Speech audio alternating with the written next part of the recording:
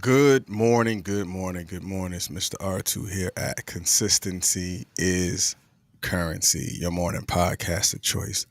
And I just want to say it is November. Wow, where did November come from? I don't know. So if I can rewind that and scratch that, I would. But since I can't, I ain't, and I won't. But it is December 21st. Today is Wednesday, December 21st. For those who love the holidays of Christmas and stuff like that, you have 4 more days to get it right. So if you haven't got a gift for whoever you want to give a gift to, if you're still the type of person that still give gifts, it is almost here. So if you haven't completed that task, you still have time. All the way up until the day of. You don't have to procrastinate and wait all the way that long, but you still have time if that's your thing. You can still go and figure out who you're going to give what to and how you're going to give it to them. Whether you put it in a gift bag or you get it in the box it comes in and give it to them, or you wrap it up. Like whatever type of time you put into it is how you're actually going to deliver that gift. But anyway, good morning, good morning, good morning. It's the middle of the week. Some call it hump day. Again, I just call it Wednesday. But it's a great day because if you're alive and you're well and you can see me and I can see you, we're in a place that we have the ability to still adjust. We have the ability to still do, and we have the ability to still harness our energy and exercise and to put ourselves in a place that we're going to win even more, no matter what. We're going to win even more no matter what. Peace. Good morning, Dr. Jennings. How you doing? I appreciate you for being here. I appreciate you for your level of consistency here on Consistency is Currency, your morning podcast of choice. All right. Can get some water. I feel like I'm about to choke. All right. So, as you see, the question that is proposed right here: what is your known hell? You might not know what it is right now, but I promise you by the time we get to the end, especially in a deep dive, you're gonna understand what known hell is. And it came from yesterday, of course. I like to listen to certain things, well, a lot of things, and it had popped up like known hell. I'm like, what is known hell? And as I began to examine it for myself, and I began to see it, like there's plenty of us who have a known hell, but we do nothing about it. I mean, there's lots of us who have known hells, but we stay in it. And we stay in it because it is a comfortable space for us to be in. So we go through these things, the turmoil and the chaos and all that stuff in our known hell. But when you recognize that it is a known hell, that's when you take on the responsibility of doing something about it because you've now recognized it. All right, so let's go ahead and jump into it. And then we'll pretty much go from there. All right, as you can see, known hell. Like always, those who know the platform, you're going to get definition of words, and you're going to get well. There's no etymology on this one, but you're going to get definition of words, and you may get an inversion. When I say red over white, that means focus on the words that are in red. When I say white over red, focus on the words that are in white. So before we jump 2 feet into known hell, what I want you to do is go ahead and take this live and share it.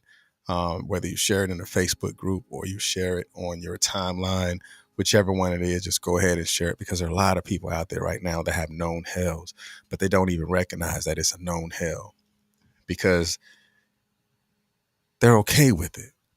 Like, you can't be okay with a known hell because it causes you pain. It causes you trauma. It causes you turmoil.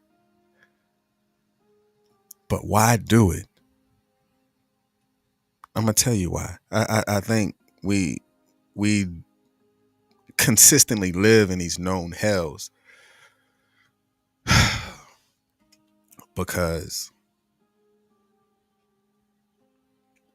we didn't see how much pain that it really caused us. We didn't see how much money we lost with it, in it, how much time that we put in it, that the return on that investment really gave us nothing in return but pain. And when we recognize that there is no ROI in pain except pain itself. Pain begots pain, hurt begots hurt, trauma begots trauma, broke begots broke, broken begots broken. But until you see it for what it is and know it to be what it is, then that's when the change happens. That's when the change takes place. That's when it becomes different for you because you understand and you understood that this is a known hell of yours. Peace. Good morning, Antoinette. All right, let's go with it. Definition of known. The first definition of known is recognized, familiar, or within the scope of knowledge. And what I want you to focus on right here is red over white. I mean, I can probably flip this, but I'm not. I mean, if you see it as within the scope of knowledge, then you put how you see it as within the scope of knowledge. If you see it as red, then cool. You can still drop how you see it too. But the inversion is red over white, which is recognized and familiar. Like a known hell can be a familiar thing. But you have to really begin the process of recognition. Like, do you recognize that situation as a known hell? Because you're going to stay in that place. You're going to stay in that hurt. You're going to stay in that trauma until you begin to recognize what it's not doing for you. And then you begin the process of doing something about it. But it's familiar to you. The tears are so familiar that the only thing you do is wipe it. That's a hard one. The tears are so familiar that all you do is wipe it, but it keeps coming. But when you begin to recognize what it's not doing for you, when you begin to recognize that is a known hell, the tears have the ability to stop because you recognize the moments that makes you cry, the moments that make you upset, the moments that causes the pain. That's known hell. Like, what are your known hells?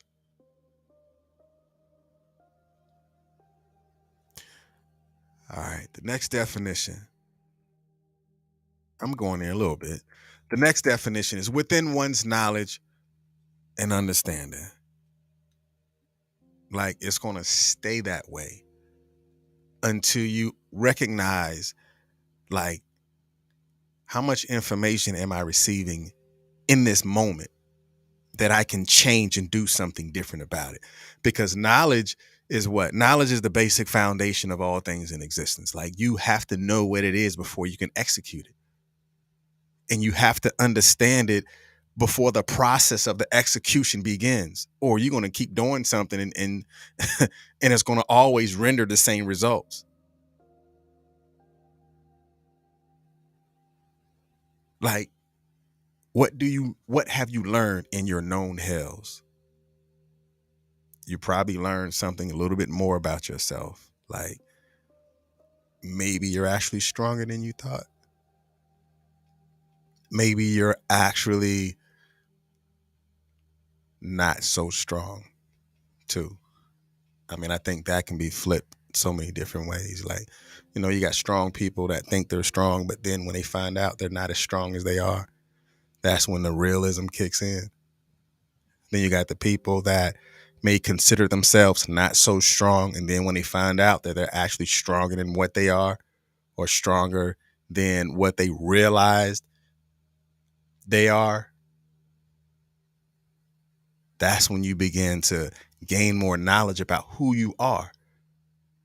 And you understand it much more that, man, that's a known hell. So maybe I need to do something different. Maybe I need to subtract myself from a particular space, or from a particular person, or from a particular moment that puts me in that into that known, into that hellish moment. And the next definition is recognized or made known or admitted. So, made known or admitted. That's the inversion on this one. Red over white. Made known or admitted. Like, can you admit what your known hells are? It may be a diet.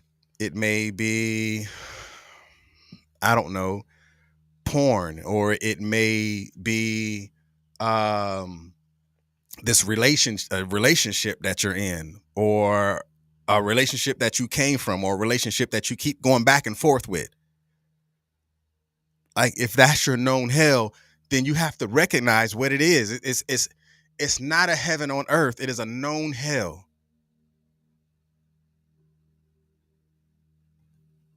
Like, what are your moments of fear? What are those moments to where your anxiety sets in? Like, can you recognize it by sight, by sound, by smell? The moments when your inner you is at battle, that can be like your known hell. When your depression sets in, like, what do you do in that moment?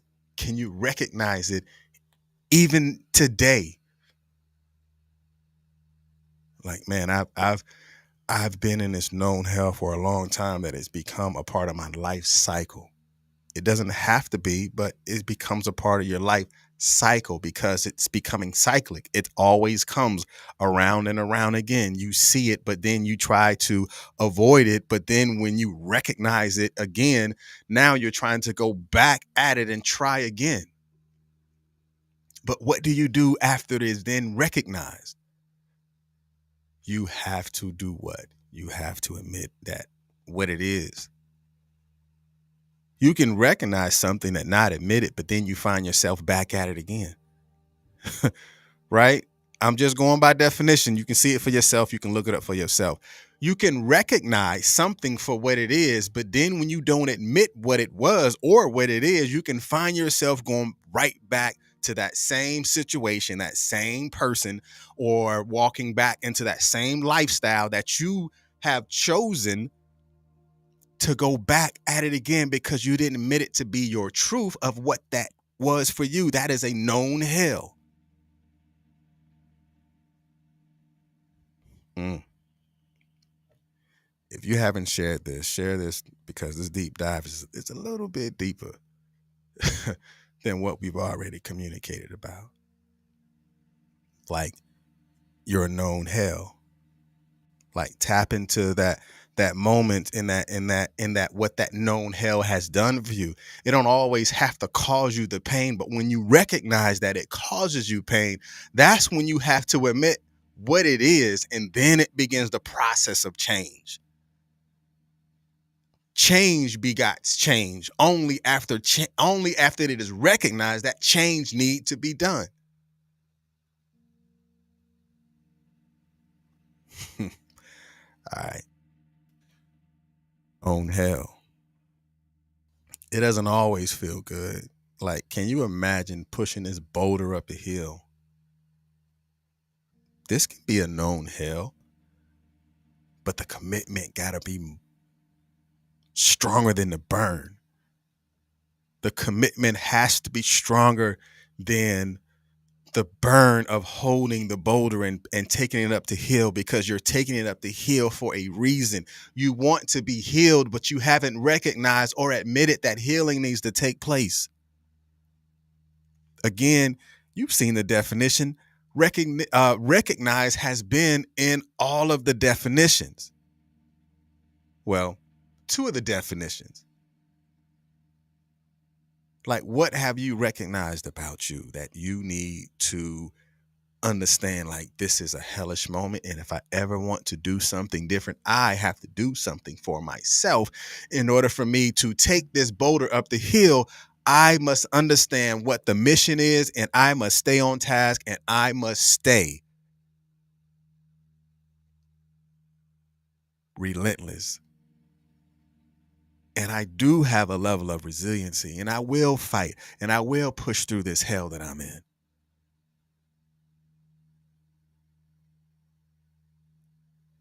Because the only way the boulder can crush you if you don't recognize that it's a boulder, for one. You don't admit that it's going to take all that you got to push this up the hill to get to the destination. Just like I said last week, your destination is on the other side of your procrastination. Because if you procrastinate on this boulder, what's going to happen? That boulder is going to go the opposite way and it's going to crush you. Or you can recognize that you need help and don't do anything about it, and it's going to hurt you even more. It's okay to call for help. It may take two of y'all to roll this boulder up the hill, or it may take a team to roll up this hill. It may take sitting down with a professional to roll up this hill. There's nothing wrong with asking someone, like, man, I'm in this moment of this known hell. Let me know what you think about this. And it's okay to not be so strong, because there's probably someone that is ready and willing to help you out. But are you willing to recognize that help is needed? And can you admit that the help is needed to begin with? All right, let's go into this deep dive. The greatest war is internal war. The war that we have with ourselves. The war that we have in the thoughts in our head. The war that we have in the inner conversations that we have with ourselves. Right? Those known hell of anxieties, known hell of depression, known hell of hurt, pain, trauma. But what if you begin to develop your inner heaven? After you have acknowledged what your known hell is, that you know, that you understand that there is an inner heaven too. Because your inner heaven is aiming at your highest level of possible good. Because before you have ever been in that position of that known hell, it probably have developed over time, but you just didn't recognize it long enough. But now it begins to be a process that it begins to, the optics of it has become so strong that you forgot the who that you are, or the who that you was. So develop the process of that inner heaven. Develop the process of what the highest level of possible good is for you. And don't allow your known heaven to overshadow your possible heavenly good. So I was listening to Les Brown, and he said that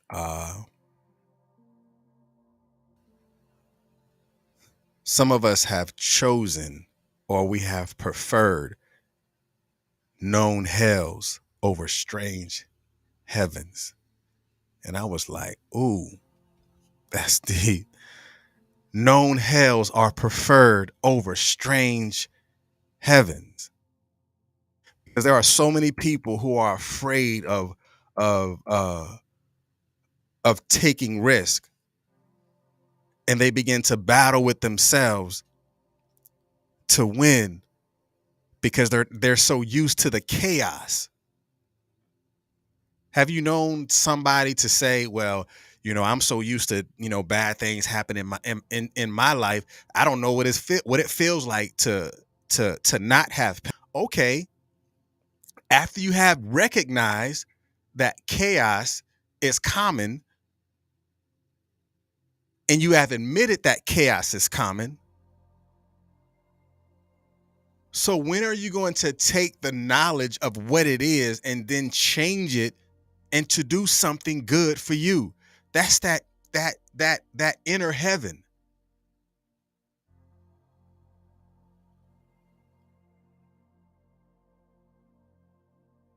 because they're so used to the hellish fears. They know what the hellish pain looks like, and they understand what the hellish quitting can do to them. They knowing what the hellish trauma and the turmoil and the emptiness, and they stay in those known hells because it's a comfortable place for them. It's a place of contentment, knowing what the contentment has done. It has developed so much of a comfortable place for them that they begin to compartmentalize the comfort zones, and now they're paralyzed by fear.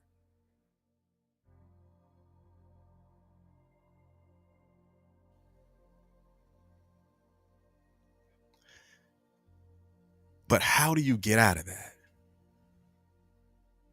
You break out of those known hells by taking small levels of surrender. That might be tomorrow. Small levels of surrender.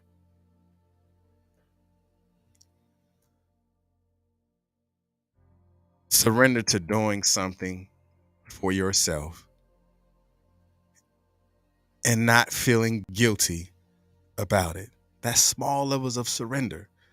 Like, I surrender to doing something for me. I surrender to self-care. I hear it so many times, but I have yet to do it for myself. That takes some surrendering. That takes some letting go. Surrendering to the workout and not being concerned about someone watching you in the gym or someone watching you, but you have to release that and surrender to the workout. Surrender to the diet or the meal prep. Not you telling you that, oh man, I tried a diet before and it never works for me. Okay, if you have recognized that known hell, then you must examine the inner heaven to say, you know what? What if I did stick to the workout? What if I did stick to the meal plan? What if I did stick to the meal prep? You have to surrender to it in order for it to actually develop itself and to show it has been approved only after you have developed that small level of surrender.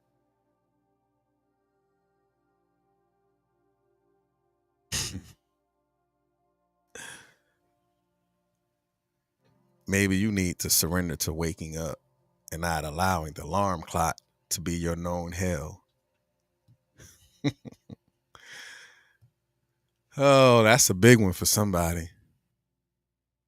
Like, can you surrender to the strange heavens, the things that you're not used to, that you can do for you, that makes you feel happy? Those small things, like the strange heavens of feeling good about you and not worried about what somebody else thinks about you because you're not so used to it, right? Like, what are your strange heavens?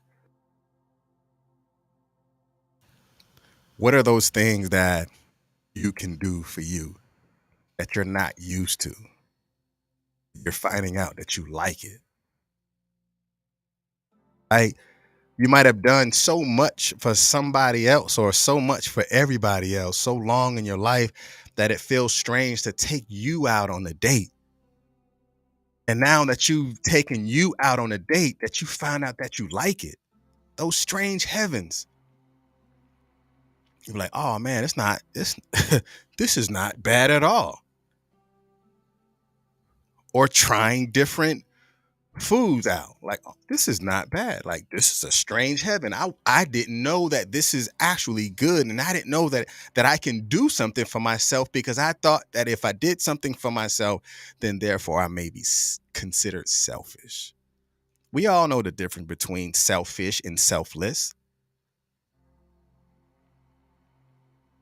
That's those strange heavens.